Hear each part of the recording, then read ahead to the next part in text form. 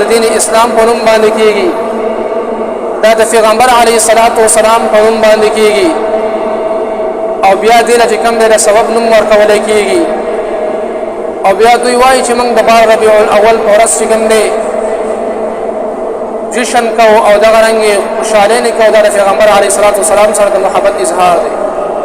کدوې نه تاسو هم کې چې تاسو د دین لپاره څه وکړل دوی له هم دغه په جواب کې درکړي دغه جواب پیش کوي چې موږ دا وکړل د پیغمبر علیه الصلاۃ والسلام حق موږ په دې طریقه ادا کوو حالانکه عزتمن درونو دا طریقه د اسلام نه ده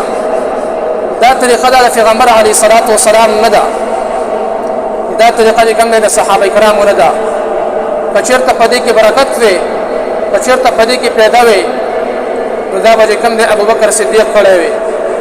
دا به عمر فاروق رضی الله عنه کړی وي دا به کوم د علی رضی الله عنه کړی وي عثمان غنی رضی الله عنه دا کړی وي لیکن په دې کې څه فائدہ نشته دی عزتمن درو صحابه کرام خدا حال چې نه به جلسه وا نه به جلوسونه نه به کوم د شامل لګول نه به جاندې او چتول لیکن خپل ژوندۍ چې کوم د هغه د سیرت لاندې تیر کړی دا د ژوند هر لمحه چې کوم د نبی علیه الصلاۃ والسلام په سیرت کې تیر کړی دی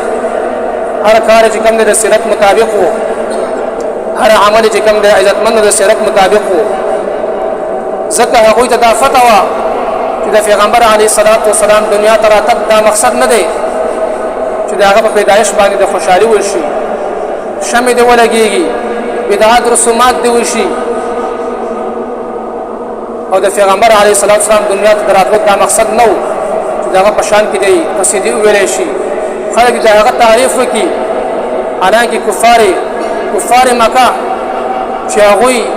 پیغمبر علیه الصلاۃ والسلام د څومره آفر وکړلې چې موږ به تا خپل سردار جوړ کړو